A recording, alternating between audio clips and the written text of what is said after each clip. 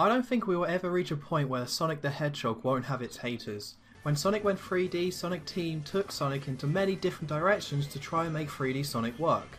Whenever you change a series, you're always going to have people who are against it. Even Super Mario 64 has people who dislike it, but Sonic's main problem was that the 3D Sonic games weren't well made. They either felt unfinished or were just not well thought out in terms of control and level design. Recently, Sonic has had much better luck with Sonic Generations, bringing a lot of people back to the franchise as it avoided all of Sonic Team's previous mistakes.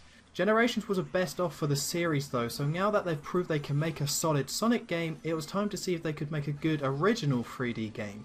This leads me to Sonic Lost World, which was released 18th of October on the Wii U and 3DS. For this review I will only be looking at the Wii U version, but while both games are still similar, they are not the same game. So, does Sonic Lost World continue the streak of the great main series Sonic games, or have Sonic Team return to their old ways? Let's take a look.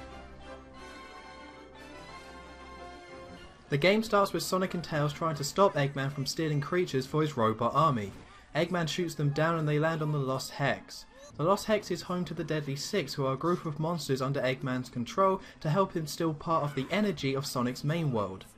Eggman eventually loses control of the Deadly Six, who take over Eggman's robot army and take the energy stealing machine to destroy Sonic's main world. Sonic and Eggman then have to team up to save the day. The best thing about the story is the frequency of the cutscenes. There is a cutscene for every level you beat, but most of them are fairly short. It means there's enough cutscenes to flesh out the story, but as they're short they never drag or become boring. Despite this though, I didn't really enjoy the story. The Deadly Six aren't interesting or entertaining due to how generic they are.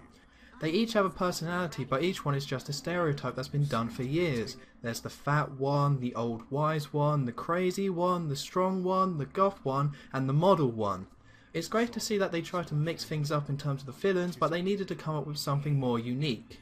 Another problem is how inconsistent the tone of the cutscenes are. The story tries to be both funny and serious, which is fine, but they will make this jump halfway through cutscenes and it makes it hard to enjoy the jokes, but it's also hard to get into the story itself. It doesn't help that the jokes themselves aren't good, as while in Sonic Colors jokes range from pretty good to cringeworthy, in Lost World they are all mediocre. Of course it's unfair to look too hard at the story of this game as it's a Sonic game and it really isn't that bad.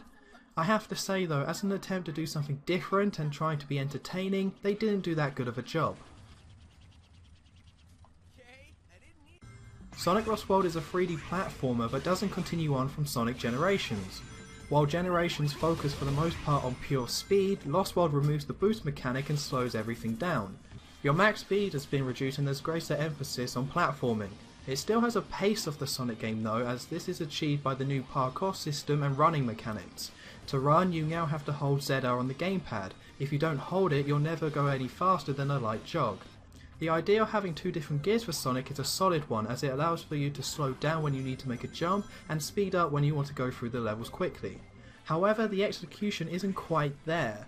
For the most part you'll be holding down the run button, as despite the changes, most of the levels are still about going fast. This is great as it helps the game feel like a Sonic game, but the platforming, like in other Sonic games, is still imprecise. Holding run only affects your speed and acceleration, but the way you jump is the same, which means you have the same jump to get across large gaps while running as you do when trying to land on small platforms. In the end it means you don't get enough control over your jumps, meaning you probably won't land where you wanted to half the time. To the game's credit though, there are very few times where you would need tight jumping controls, as you have a double jump and you'll mostly be using your homing attack instead.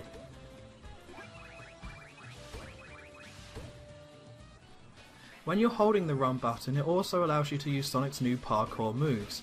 You can run up walls as well as run on the side of walls. It helps Sonic feel more acrobatic, but the new moves seem like wasted potential. I'm assuming that the idea of them is to help Sonic maintain momentum, but they rarely do. As your max speed is lowered, you can hit that max speed a lot quicker, especially thanks to the run button and homing attack, so the parkour moves feel redundant. This doesn't make them bad though, as there were a few times when running up a wall to grab an edge prevented me from dying. Now I am not a hardcore Sonic gamer, so trying to get through stages as quick as possible doesn't interest me. If time trials do interest you though, I'm sure you can get a lot of enjoyment from finding the different shortcuts using the parkour moves. Overall the controls could be tighter for a platformer though, but they are good enough for the most part. The biggest problem I had was getting used to them, which is made harder by the fact there's no tutorial. I know people don't like tutorials, but no one reads manuals anymore, so if you're going to have a completely new control scheme for Sonic, a tutorial would have really helped. I didn't realise that you could do a homing kick on enemies or that you could spin dash until I got to the second zone when I needed them. Sonic Lost World structure is probably the best of any Sonic game. Each level has multiple paths you can take thanks to the new cylinder design. There are also hidden extras everywhere, and thanks to the red rings returning as collectibles, it's fun exploring levels and seeing everything they have to offer. The lengths of the levels are also finally decent and consistent. It means there are no levels that can be beaten under a minute like in Sonic Colors. At first I really enjoyed playing through the new levels, but later on I encountered what I think is the game's biggest problem, the difficulty. There's nothing wrong with making a hard platformer, but nowadays the experience has to be streamlined for it to be fun. In Lost World there are many things to make you die, either by bottomless pits, spikes, enemies, etc. The way the game throws these obstacles at you later in the game means it becomes about memorization rather than reflexes and timing. I honestly don't have a problem with this sort of level design, but it's ruined by the life system. You still have lives, and once you run out of lives you get a game over and have to start that level from the beginning.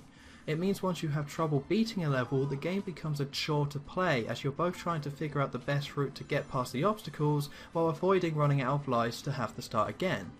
There's a reason why the recent Mario games are far too generous with lives. They don't want to get rid of the lives because of nostalgia, but they also know that game overs are a really unnecessary part of a game. Sonic World is not generous with lives though, and for some odd reason collecting 100 rings no longer gives you an extra life, which also means that collecting more than one ring is pointless. The oddest thing about the life system is that if you die too many times at a checkpoint, a wing item will appear that will let you walk to the next checkpoint, skipping part of the level. You would think this would help, but it makes things worse, as the game is basically saying, here's something quite challenging for you to tackle. Oh, you can't do it? Feel free to skip it then. Oh, you ran out of lives? Well, start the level over again and do the part we let you skip. It feels like it's trying to be Rayman Origins and Legends with its difficulty, but it doesn't quite pull it off. The graphics, while nothing mind-blowing, look really nice. There's a good variety in the environments and the game runs great. Personally though, I feel like this is a step backwards from Sonic Colors. Even though Sonic Colors wasn't in HD, the levels' themes were more interesting and they were more original than in Lost World. It's not that Lost World's levels are dull, but I feel like everything in it I have seen before in other games. There's a food level that was cool in this game, but they already did it better in Sonic Colors. The whole first level was just a 3D version of Green Hill Zone, which would have been cool if Green Hill Zone hasn't been reused to death. The levels, weirdly enough though, make it feel more like a new Super Mario Bros. Game than a Sonic one. The first zone is a grass one, then you move on to the desert zone, after that you have the water zone, then a snow zone, after that a jungle zone, followed by a sky zone, before finally ending on a lava zone. Going for a simplistic design to try and mix retro and new together makes it come across as generic, which is something Sonic has never had a problem with before. I don't have a problem with Sonic taking inspiration from Mario, but it doesn't stop at the level themes. There's one part where you have to roll watermelons into a blender, like in Super Mario Sunshine, to create streams to jump onto small planets, like in Super Mario Galaxy. The game itself doesn't play like a Mario game, but it's jarring that every creative part of this game is either taken from an older Sonic game or a Mario one. The main game itself took me around 6 hours to beat, but with all the extra levels in there and time trials, I didn't really feel shortchanged by this. Sonic Lost World in a lot of ways is a really solid Sonic game. The core gameplay works well with decent enough controls and a good variety with the levels. Despite slowing the game down, it still feels like a Sonic game and there is a nice mix of platforming and running fast. However, while it pulls off everything new it does, its desire to try and appeal to the retro crowd holds it back. The outdated life system can get in the way when the game gets difficult, and the style choices make it seem bland in a lot of places. For me, this really is the new Super Mario Bros. Of Sonic, where the gameplay can be fun, but overall it's creatively bankrupt and doesn't feel like a step forward in any way. My score is 6.0 out of 10. It doesn't have the usual problems that Sonic games have, but instead it's fairly forgettable and lacks personality.